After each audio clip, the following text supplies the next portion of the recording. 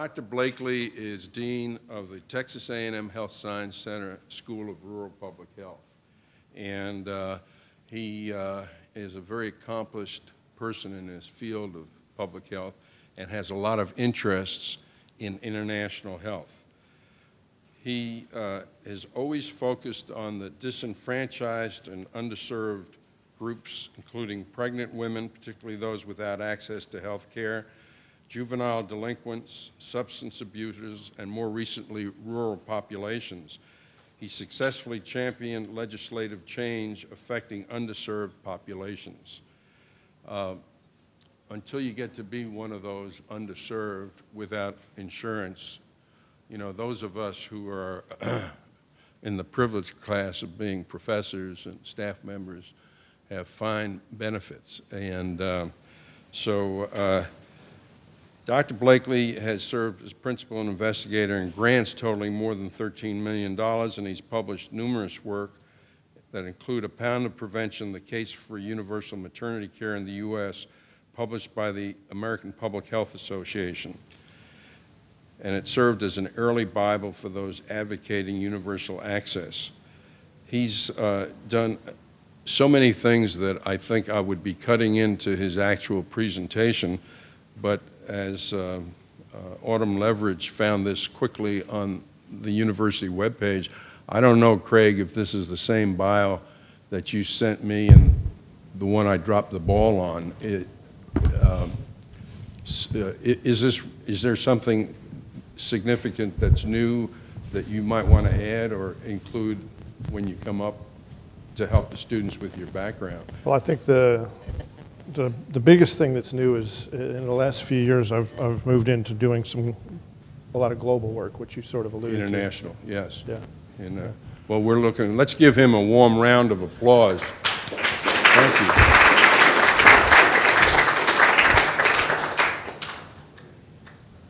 So I guess the clicker's not working yet. I guess we're after a battery or something. So we'll work from over here and wander around, and I'll get over to that side every once in a while, all right?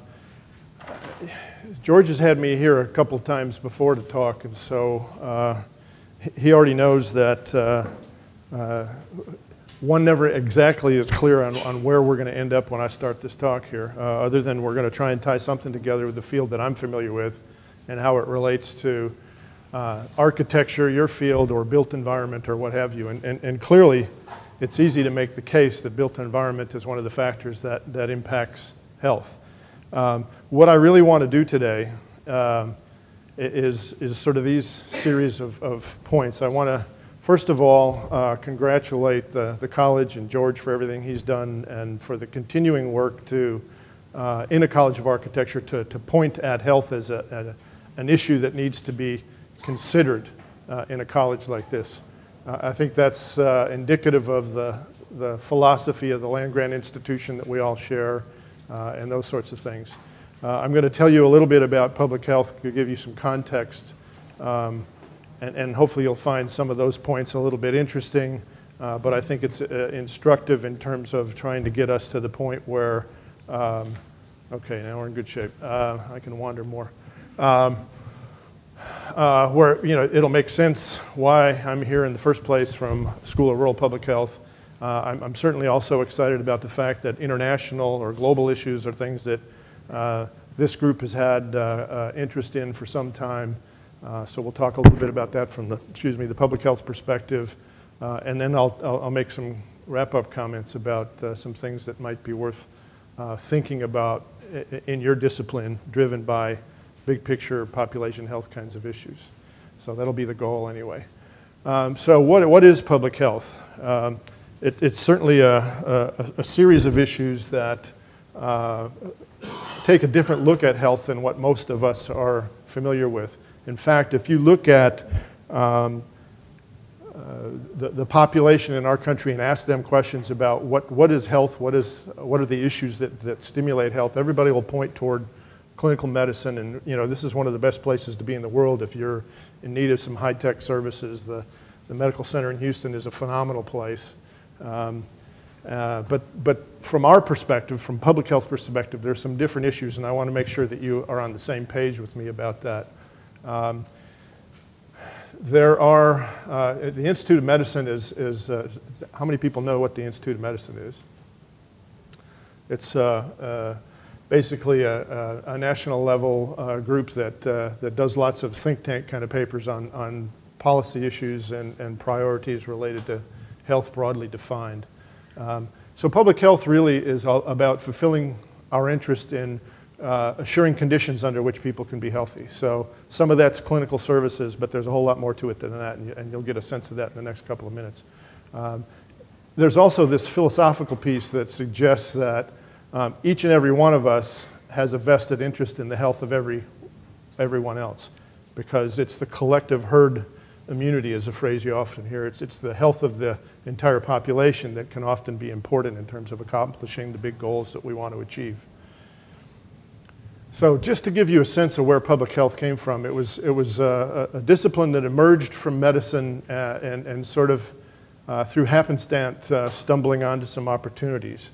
Cholera in mid-1800s London is where most of us in public health would say the discipline began. I'm sure all of you are a little bit familiar with plagues in world history and the substantial impact that they had.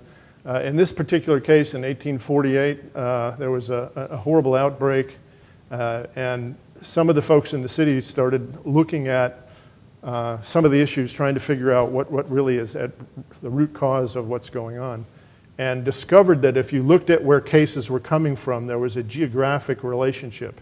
There seemed to be a particular hub where the vast majority of the cases were occurring. And Snow is the one who stumbled onto this and basically decided, you know, there must be something about this geographic location. In London at that point in time, you got your water from pumps that looked a lot like that, and they were geographically placed around the city. And so, you know, you might travel a block or two to get to the closest pump to gather water. And there seemed to be this one location on Broad Street in London where if you map the distribution of cases, they all seem to center on that particular pump. And so he put a lock, or actually he removed the handle from that pump, and within days, new cases stopped. Now, he didn't understand any of the, you know, what was inside the black box. But now we know that there was something in the water that was causing the problem. And so that particular episode waned and life went on until about 6 or 7 years later when there was another outbreak. And using the same sort of methodologies, looked at geographic location of cases and discovered that they were dispersed all over the city in different ways now. Now what had changed between 1848 and 1855 is most water wasn't delivered by pumps out on a street corner anymore. There was actually plumbing inside houses, and there were 3 major companies distributing water across the city. And they didn't each own geographic areas. They were all intermixed and competing for clients. And so it wasn't something that was so easy to geographically locate, but what further investigation discovered that one of the 3 companies was linked to the outbreak this time. And lo and behold, the issue had to do with where on river flow water was brought into the pumping stations. And so 2 of the companies were pumping water into their system upstream from city. One was pumping from the Thames River right downtown. And of course the pollution was rampant in the river at that point in time, but not so much so upstream. And so now we know that it's something related to sewage in the water. And so then interventions move from there. And so that's kind of the birth of public health. And the thing that's different about public health is we're not trying to treat individual patients. We're trying to find out where global issues emerge and identify ways to impact them, preferably in a preventive way. But again, looking at a population focus instead of an individual patient focus. So I'm sure y'all are familiar with this dimension. So public health obviously is primary prevention. And so that's very different from clinical interventions that are either trying to identify cases early and intervene to stop disease spread, or very late to try and minimize the impact. So that's the discipline we're looking at. And this is an illustration that I like to use with incoming public health students. Everybody knows what Down syndrome is, and probably most of you know that the probability of an individual woman having a Down's birth increases dramatically once the woman is older than 40 or 45. Somewhere in there, the probability of an individual woman having a Down's birth just changes dramatically. And so I usually ask, well, I could do that. So if somebody raised their hand, I'll ask the question after you raise your hand. Is that fair or no? Not fair? Yeah, okay. So if you had a magic wand and you could do whatever you needed to do to eliminate Down's births, what would you do? Spread awareness. Okay, so that's actually the wrong answer because that makes my response more difficult, because that's a good thing to say. Most people will say, well, I'd just wave my magic wand and make all the cases of women over 40 that want to have children not have to worry about that, and life would be better. And it would be for those individuals, but it's a bigger picture than that, which you sort of alluded to. In fact, if you look at the data, this is the distribution of age. It's not the whole distribution, but it's some segments to make the point. So here's what happens to the probability for an individual woman having a Down's birth per 1,000 women by age. And so once you get over 45 years of age, you know, you're looking at 60 times the probability of having a Down's birth or something to that effect. But if you look at the whole population, what's really at issue is you will only have saved 2% of the problem because not that many women have births after 45 years of age. In fact, half of the Down's births occur to women under 30. So it's a bigger picture issue, and so you need to take a population health look at a lot of things because the clinical targeting of those highest at risk won't necessarily get you to the endpoint that you want to achieve. A couple of interesting statistics. If you look at the last century and you think about the developed world, in the 1900s, that's when those countries dramatically impacted population health. And the two single best indicators of a population's health are life expectancy and infant mortality rates. And so what you can see here is from 1900 to 2000 in the US, we dramatically altered our life expectancy and infant mortality rates, maternal mortality rates as well. If you go to developing countries now, they're still struggling with the kinds of rates for life expectancy and infant mortality that we looked at the turn of the century in 1900. So a lot of the things that need to be done in global settings, we now already know what they are. The problem is making change is not simple. So if you again look at life in the US in 1900, here are some, relative to 2000, here are some figures that sort of really drive that point home. Substantial difference in those two principal indicators. Even, you know, healthcare services in 1900 weren't necessarily anything you wanted to go anywhere near at that point in time. That science was not very well advanced. If you also look at leading causes of death in 1900 versus 2000, what you see here is a lot of infectious disease, and what you see here is a lot of chronic disease, okay? Get your picture and we'll move on. These slides can be shared with everybody, absolutely. So what really happened in that century, in sort of the third of the way through the century, is the probability of deaths occurring due to infectious disease became less of an issue than chronic disease stimuli for death. So we were curing a lot of the infectious disease problems. In fact, if you look at most of the data, they would suggest that those life expectancy and infant mortality rate changes that occurred in the 1900s were about 70% driven by public health kinds of interventions, not by advances in medicine. They were driven by cleaning up the environment and behavior change kinds of things. Now, you know, the next century could be very different with genomics on the horizon.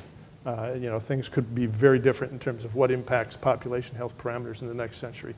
But that's a critical issue, the sort of the transition from infectious disease being the leading causes of mortality and chronic disease being the leading cause of mortality. And that's something that if you go look at developing countries, they haven't been through that transition yet. We know how to get them there, but again, making that change occur is not simple even when you know what's going on. And so this is just a quick picture of how we in public health, an illustration of how we look at trying to impact something like neonatal mortality. Neonatal mortality is just a subset of infant mortality. Infant mortality is deaths that occur up to 1 year of life, and neonatal mortality is deaths that occur around birth, usually within 30 days. And so that would be an outcome you'd want to impact. And we look at things like what determines or influences the probability of that outcome. Where can we intervene? And so one thing we know is when you have a low birth weight infant, the probability of a neonatal mortality event occurring is substantially elevated. So what kinds of things influence that? Well, for example, things like not getting prenatal care, inappropriate maternal weight gain, things like that can influence the probability of a low birth weight infant, which in fact then influences the negative outcome. And then there's some more indirect kinds of things that you might think about. And if you look at segments of the population, oftentimes things like this can have a huge impact on the probability of a woman getting the routine care that she should get during pregnancy. And so all of those are areas then, you can't intervene here. That's an outcome that's driven by things like this. So you want to intervene to try and impact things here and here, and ultimately to affect the ultimate outcome. And that's what prevention public health is all about. All right, now, just my one little plug about policy. In this country, preventive approaches to care are marginalized historically through policy. If you look at health-related expenditures in this country, about 98% of them are clinical services, and about 2% of them are preventive services, as I would define public health kinds of things. And it's not that we don't need the clinical services, it's that we can prevent a lot of the need for clinical services. Our country's cost for health care is about 3 times % of gross domestic product than the average of the other 39 developed countries in the world. And that's because of the way we put our system together and the fact that we exclude so many people from participating formally by not having them have access to routine or care or a medical home because they don't have insurance or what have you. It's related to education and income and jobs and zip codes and all kinds of things like that. But we don't create priorities for the entire population in terms of trying to make sure everybody has access to the right kinds of services.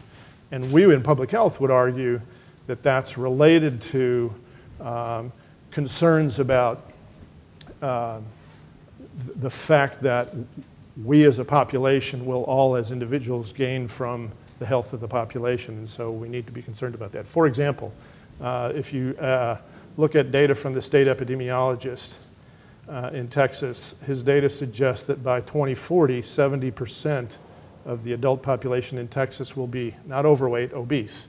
And if that was to occur, there's obviously huge health implications there. Costs of health care will skyrocket. There'll be considerably more need for hospital emergency care and those sorts of things. But yeah, one second, just think the impact on workforce though. Our workforce won't even be able to do the kinds of things we do now. Yeah?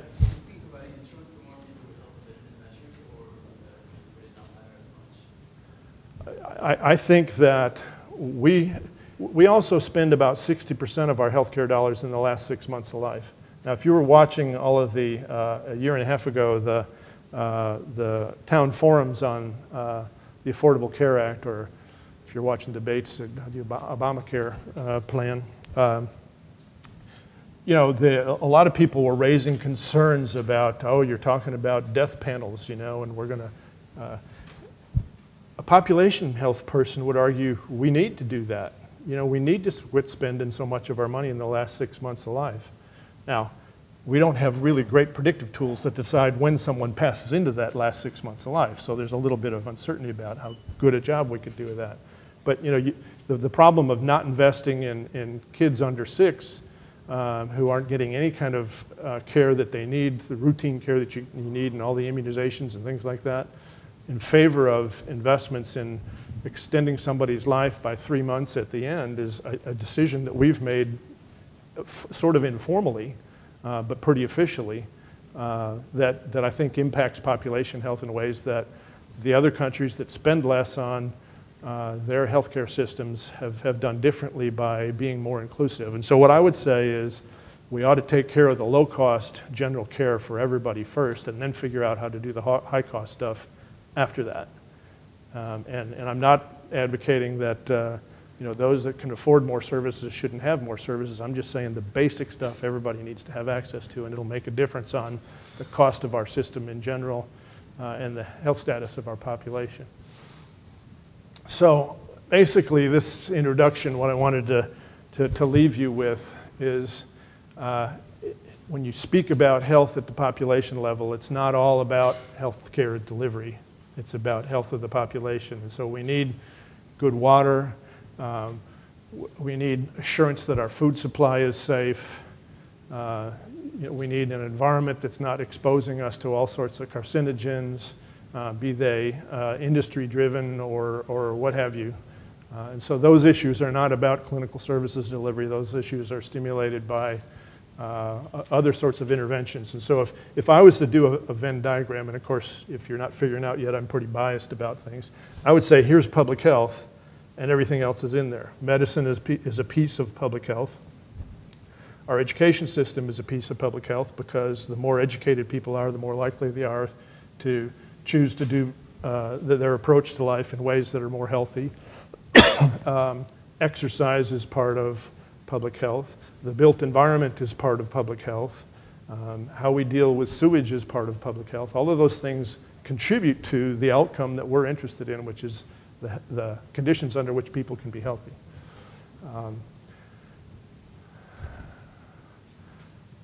I think I've sort of flirted with all of those topics, except, built environment, again, is a big thing.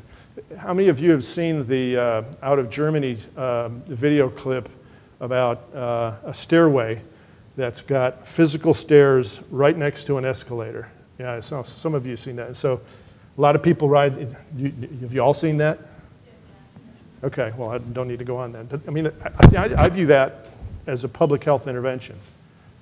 Now, it's obviously a physical infrastructure set of tools that were brought to the equation, but there was a dramatic change in the number of people that were going up the physical stairs rather than up the escalator. Well, that's the kind of design stuff we need. In our discipline, we argue that if you're going up 2 flights, you don't use the escalator or the stairs or the elevator, you use the stairs. If you're going down 3, same thing. Anything beyond that sort of depends upon who you are and what kind of shape you're in. But, just things like that. It's odd that a lot of people in rural settings have more of an obesity problem than people in urban settings. And why would you think that would be the case? Well, it's because a lot of people in urban settings, transportation sets them up to have to do segments of walk every day.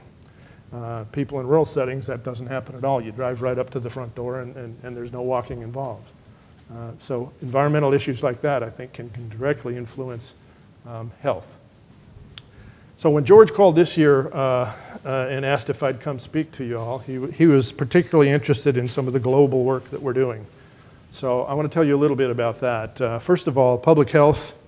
Our School of Rural Public Health here, we've got this interesting little twist that suggests we're interested in the disparity needs of rural populations. And there are several countries that are very interested in our school simply because of that focus that we have. But we as a school, under my tenure as dean, have become interested in global initiatives for a couple of reasons. One of them is very clearly the simple point that if you're interested in population health parameters, global is just the population. It's the big population. And if you think about some of the infectious disease occurrences that go on now and how travel is so easy that exposures can occur from all over the world, well, we're not safe here from exposures to infectious disease just because we've beat it back here pretty well. The SARS example of, from a decade or so ago is a good illustration. But there's all sorts of things that resistant TB strains, drug-resistant TB strains are an issue that we're concerned about. There's all sorts of things. So it's just the big picture. Now, we're also very interested in global initiatives for very selfish reasons because I think we can improve our stature as a public health school on the national scene by getting engaged in some meaningful global initiatives as well. But for those of you that are Texas taxpayers, rest assured we're not using Texas dollars to do this. Just a simple point, it's sort of the same kind of thing as teach somebody to fish rather than give them some food. So we think that the important thing is to build infrastructure that allows distant places to impact their own public health issues. Again, I'm happy that you all get copies of these slides if you'd like. This is a quick picture of the mission that we put together in terms of our global health initiative. Again, recognize the increasing globalization of things related to health. We want to look for some partners that we can work with that can help support our activities in a global scene, and we can in fact bring expertise to the table that makes it a good collaborative partnership. The solutions we want to create, we want to be there long after we're gone if we are not there long term. And we want to build a partnership with folks that we can consider then colleagues that we can work with on all sorts of things in the future.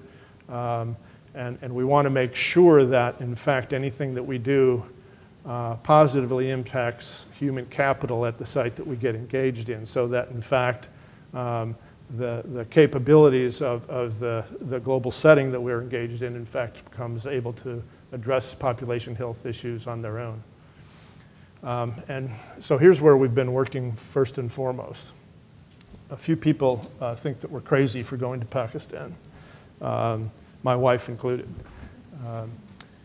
But if you look at Pakistan and you look at life expectancy rates and infant mortality rates, you'll find them in the wrong end of the top 10 list. Horrible statistics. Very third world kinds of conditions there. There's a bit of a class society there. There's some leftovers from the old British colony days with some country clubs and people that are well-to-do and that sort of thing. And we actually bumped into a couple in our efforts to find some partners to work with. The Rahmans actually are offspring from an old family foundation that was created about 70 years ago that has some meaningful resources. They built a hospital about 45 years ago that now is about a 500-bed hospital in Lahore. Does anybody know where Lahore is? Yeah? Okay, so it's on India side, close to the border, about 13 million people. And so this hospital has become a huge piece of the equation there in terms of healthcare. They have clinics that reach out into the surrounding areas, some even quite rural. They've got a medical school that's, I think, about 30 years old now. They have a dental school, a pharmacy school, and they want to put together a public health school. So they understand the fact that public health or population health is an issue that needs to be addressed. Well, there's your picture. Lahore is right over here. So this is, their front door, their hospital. And if you explored the facility, you would find that they have the basic required infrastructure. It's not quite as clean and sparkling and everything else as what you'd find in the medical center in Houston, for example. But they've got the labs, they've got the ORs, they've got the resources, they have access to the pharmaceuticals. And if you're lucky, they've got power that can last through an operation. If not, there's serious backup generators because power goes out probably 10 or 12 times a day, very briefly, but it does. This is a clinic in a neighborhood that's probably a couple of 3 or 4 kilometers from Central City. Not exactly the kind of clinic you'd walk into here. That's a swamp cooler just sitting in the hallway. It was very hot outside, and they have a doorway at both ends, and the hallway's open when it's 90 degrees outside. And the swamp cooler's doing what it can. Their examination rooms aren't quite what they look like here, but functionally, they've got what they need there. I went into one room where they had an ultrasound machine, and the light bulb was hanging on a cord in the middle of the room. It wasn't dirty. I mean, it was an appropriate facility, I suppose. One of the things that I was told before I went over there the first time was, if you take what we have here and you sort of do your normal expectation of how things won't be quite the same, and then cut it in half, you'd probably be about right in terms of what your expectations might be. So things are much more challenging, but in fact, they can get to what they can get to. This is Mrs. Dreyman right here, who comes from the family that and is running the show there. And people often ask about gender issues in countries like that. You know, in Saudi Arabia, that's a pretty big issue. In Pakistan, there are pieces of things there. You don't see a lot of women driving, you know, things like that. But if you talk to someone like that and ask her if she's okay with the role she's championed in life, she would say absolutely yes, because everybody just does what you know, she's the director of the place, and it's pretty impressive to watch. This is a classroom. This is a computer lab, you know, and they're all not quite what you'd see here, but they're all pretty functional. They're even doing, I don't know if you saw my last bullet that I didn't mention on an earlier slide, they're doing a lot of extension to try and lure people into their training programs at an early age. Those are actually classrooms right there. Weather permitting, obviously, all outside. A couple of pictures of the community. Again, it's a very mixed environment in terms of who has access to what kinds of resources, and the traffic is just incredible. One of the things we're working on is called an ambicycle, a two-wheel moped-based ambulance. Because sometimes the traffic gets so congested, there is absolutely no way you could get a big box ambulance anywhere. And so, you know, you need to think outside the box a little bit about the kinds of things that need to be done there. And so what we're actually doing, well, so a quick picture of the problems that they have. They have both chronic diseases and infrastructure that's not available to masses of the population to address that, and they continue to have infectious disease problems as well. So they haven't really been through the epi transition yet. So basically, what we're doing there is we're going to head in the direction of putting a branch campus of our public health school on their campus there in Lahore. And one of the things that's interesting about the setting, that there is some human capital there. The woman that we're working with, for example, to head up our epi group over there, is a physician trained at Harvard and has a Ph.D. in epidemiology from Johns Hopkins and 150 publications and has grant money. But there's no cohesive public health training program or infrastructure in place. And so that's what we're going to try and do, is organize a bunch of folks who can individually bring the skills that are necessary and build the school there so that 6, 8, 9 years from now, there might be a standalone accreditable school of public health that will either continue to operate or we'll turnkey hand over to them and just work with them on projects together. So again, in the beginning, what we're trying to do in this model is to put in place infrastructure that can provide education, because there isn't much of a public health workforce. They've got some well-trained folks that I've just alluded to that have been trained in London or here in the States, but they don't have the workforce below that knows how to address a lot of the population health issues that we all know need to be addressed there. And then we hope to quickly build some collaborative research projects where we can actually document some impact on some of these population health parameters and try and influence policy in ways that make it more likely that they'll begin the movement toward that epi transition point.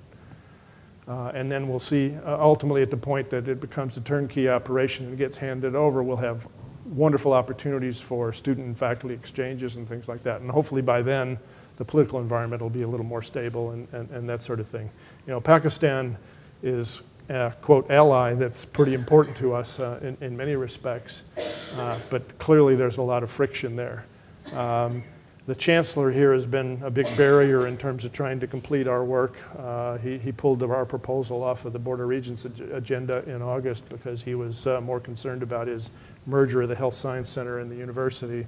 And you can get me going on all kinds of political comments I shouldn't make if you want to. But the thing that's interesting is the State Department is now pushing the university to put this through because they'd like to see some things besides U.S. drones going over there having some impact on things. And you know, our perspective is it's the right thing to do. It's an incredible opportunity. We're going to do it with their resources, but we can do it in a way that builds infrastructure over there and leaves us with partners to work with.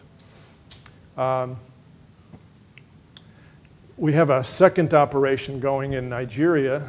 In fact, our commencement speaker at our commencement exercises this past year was CDC's point person on the ground in Nigeria. Made some very nice comments. But we're working closely with a newly created Centers for Disease Control, Nigeria.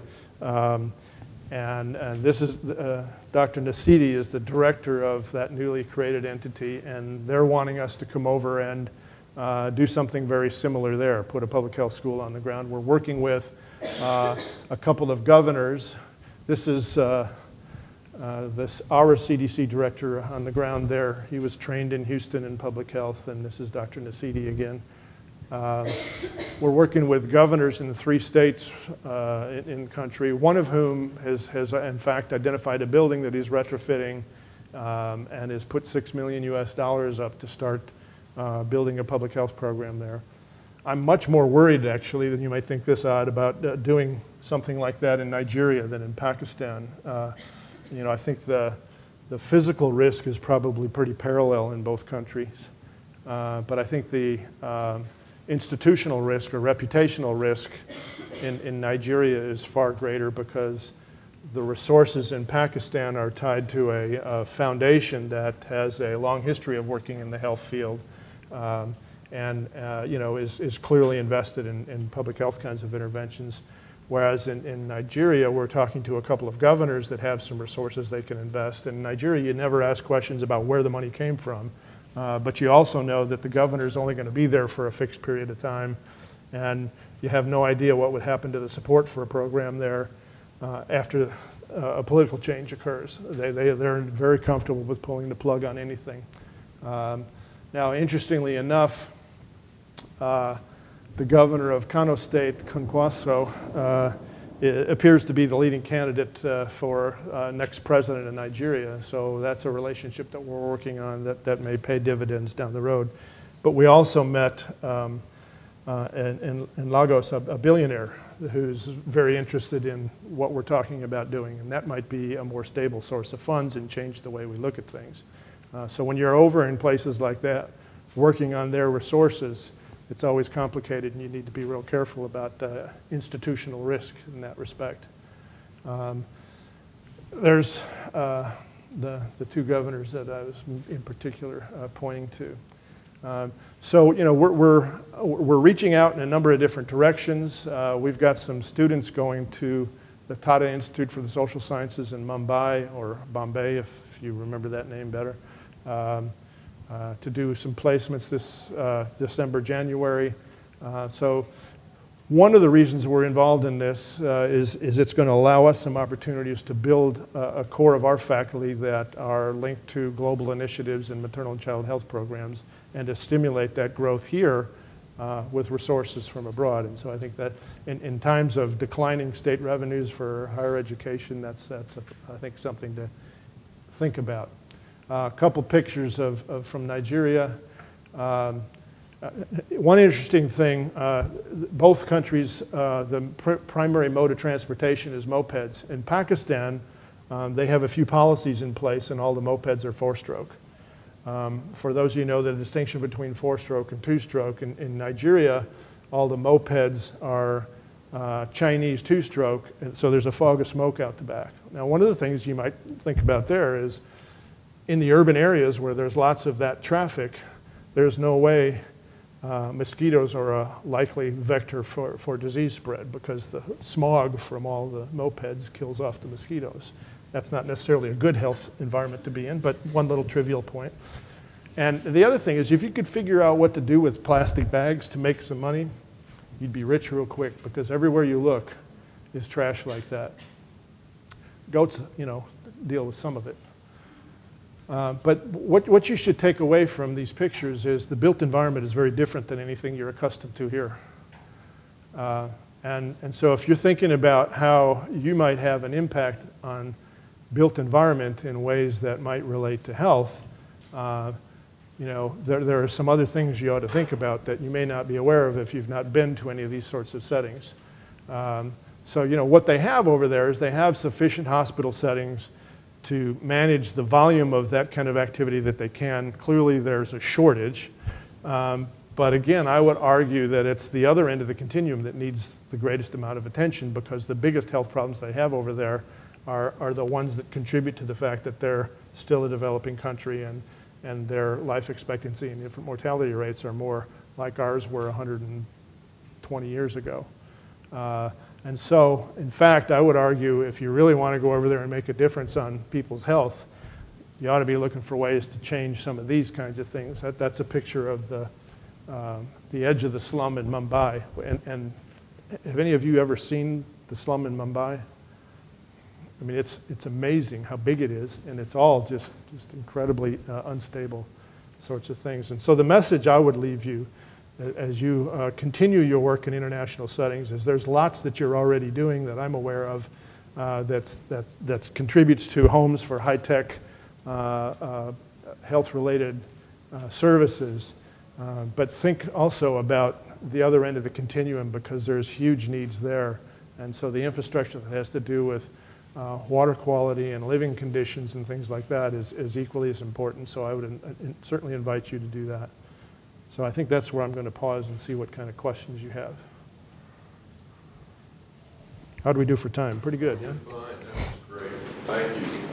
Before we give Dr. Blakely our customary round of applause, let's have some discussion and questions from the audience. Yep.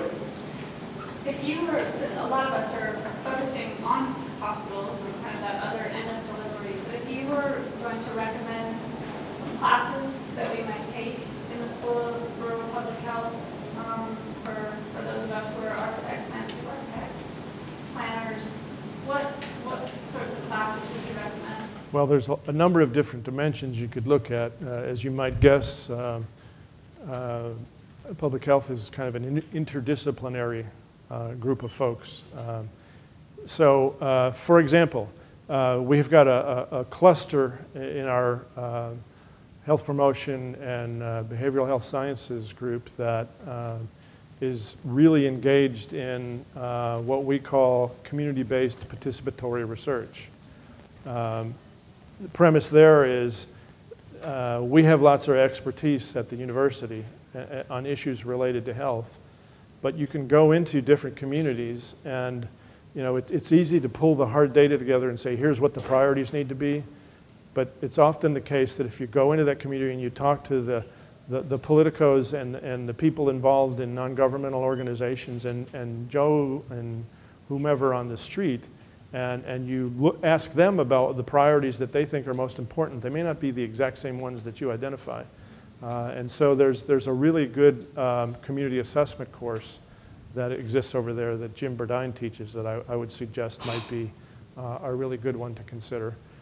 We also have core courses in each of the disciplines, so like epidemiology or health policy management or the core course in health promotion and behavioral health sciences could also be a good course. But I would say the community assessment course would be a great one to look at. And so even if you were pointed in the direction of helping to build a clinical setting that's a hospital, it might be that your perceptions about what the components of that infrastructure would be that you've learned here are accurate in terms of what the range of things are, but the prioritization might be very different there. And to some degree, that's probably something that could be addressed both from people in the health delivery system there, but maybe in the larger political community milieu as well. And so that might be a useful course to look at. So I would, yeah, go ahead. I want to ask you the same magic wand question. If you could wave your magic wand at the Congress, what law would you like to see changed or affect? I would break up the relationship between Notre Dame and NBC. I guess what I would do is I would, oh goodness, it's really hard, for example, to look at the notion of federal versus states' rights on lots of topics. In general, I mean, given what I just said, you would think that I'd be a states' rights person, because I just said the community needs to have input on things. So you need to localize some decision making. You know, when you look at the Constitution, health was clearly something that was left with the states. You know, the Constitution provides life, liberty, pursuit of happiness, those kinds of things. Where all that changed, if y'all don't know that, I can't even remember the amendment number off the top of my head, but when the federal government dramatically changed its taxing authority and began to become a huge pool of resources, they then slowly became a player in health in this country. Now, whether you think that's the right thing or not is hard to say. You know, I think that there are some problems with having less than universal parallels in access to services, for example. So if you have some states in the Southeast, for example, whose Medicaid eligibility cut points are as low as you can make them, and other states in the Northeast and Northwest are as high as you can make them, then moving around the country, which should be something that doesn't change your access to services, in fact, can change that depending upon where you are in the income stream. So I see problems with that, which would argue in favor of being a federalist as opposed to a states' rights guy. But I guess what I would do is I would say no matter where you put the ownership of all of that, we need to fix access to medical home across the board for everybody, not for every kind of service you can think of, but for the basic kinds of services. And so if you made universal access the platform that has to do with just routine care, then we can have the fiscal discussion about what can be afforded after that, whether it's private insurance or employer-based insurance or what have you. You know, the way we ended up with employer-based insurance in this country was kind of crazy, and it just had to do with unions really gobbling up other kinds of benefits for employees. If you look at what's been going on in the last 30 or 40 years, though, the proportion of public-supported piece of the big pie, it goes up 1 or 2% every couple of years. And so, you know, we're very incrementally changing in the direction of public-supported health insurance or services. But I think the wand I would wave would say, we got to have the basic stuff there for everybody, because that impacts education, it impacts our economy and workforce and everything else. Thank you. Can I ask a question? Go ahead. Do you think the Obamacare legislation will help? Like, since it's going to be, I guess, more insurance for people and comes to the general care, that, like, you said that people with deliveries in Texas would be about 70% or something like that. You know, would like prevent that? That way it'll be less spending on, I guess, late life years rather than early. I would argue that the Obamacare package is probably not directly earmarked at the obesity problem. It's earmarked at access to basic services. And, you know, Texas, what do we have? 26% of our kids have no insurance. It would impact that dramatically. And the other big thing it's already doing is eliminating the concern about pre-existing conditions, which, you know, is a huge problem for a segment of the population. You know, a lot of people in public health would argue that the problem with Obamacare or the Affordable Care Act is that it doesn't go far enough. You know, I think the jury's out on where that's going to go. I think it'd be a mistake to repeal it at this point, and I think there's going to be a lot of people, if that happens, that'll be up in arms because they've already benefited from it. You know, interestingly enough, Texas right now has 1115A Medicaid waiver in place. Medicaid, as you know, is a matched federal state program. And we have a 5-year waiver in place, which is basically just authority from the feds to do some experimentation with the way we implement Medicaid here.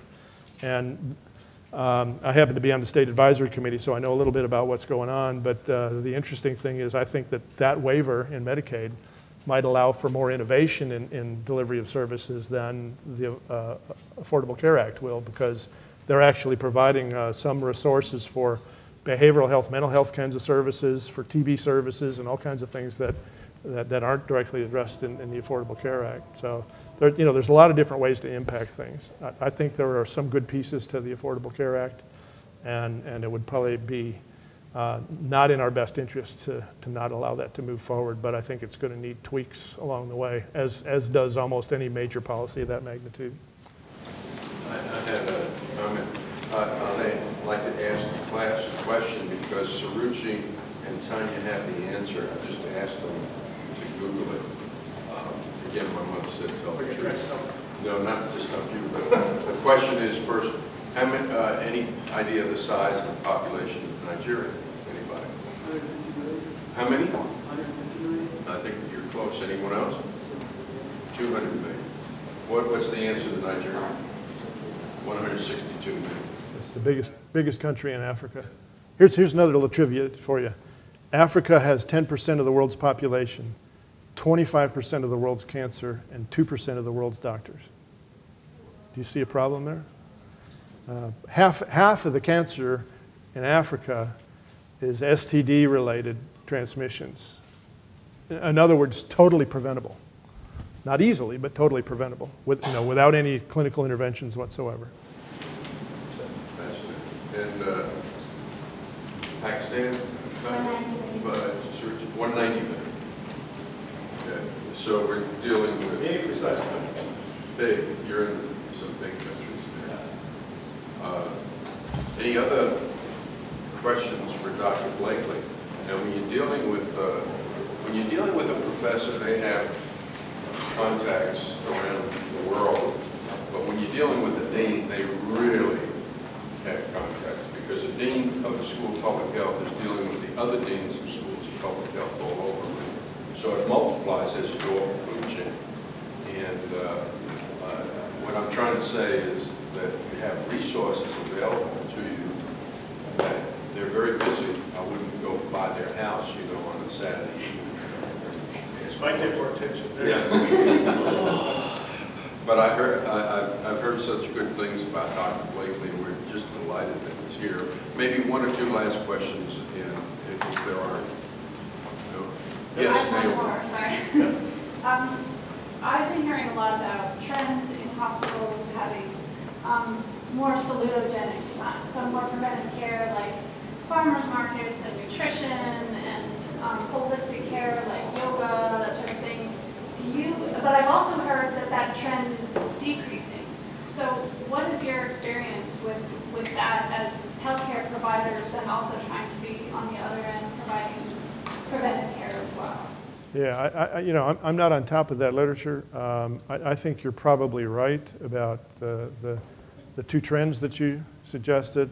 I think the problem in this country anyway is finding the revenue stream to support that kind of movement. As I mentioned just a minute ago, the Medicaid waiver program that we have in place in Texas right now is allowing for us to shift some dollars that have traditionally gone to support uncompensated care in hospitals in the direction of trying to prevent hospitalizations and repeat offenders and all that kind of thing. And the more we do that, the better it'll be. But that's an experiment that took a huge proposal to do. And so I think that those kinds of issues are just far enough off the beaten path that the funding streams are going to be an issue. So what you see is some people that get some innovative grants to do some things, and so then you read some about some of that kind of activity, but it doesn't keep going because there's not a revenue stream beyond the demonstration project phase. So I would guess that's what the problem is. But I think some of those things would be great. And it doesn't matter if you're talking about general hospitals or maybe even more importantly, facilities for those aging folks. Yeah. Before we do our closing applause for Dr. Blakely's really interesting talk, if you're interested in medical facilities design, I suggest you design nothing until you bring in people who are experts in public health, epidemiology, because you may find you're out there, not in left field, but in the bleachers of another stadium, not the stadium you want to be in. And so this has been very valuable.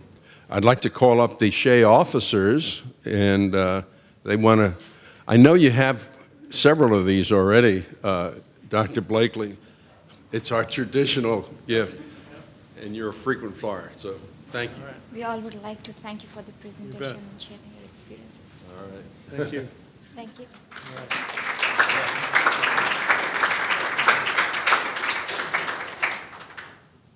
Dean is a very busy man, and we so much appreciate your time in between his travel schedule. So thank you very much, and maybe if you have some additional questions or you want to introduce yourself to Dr. Blakely, come on up and do so. So thanks very much. You bet. Yeah.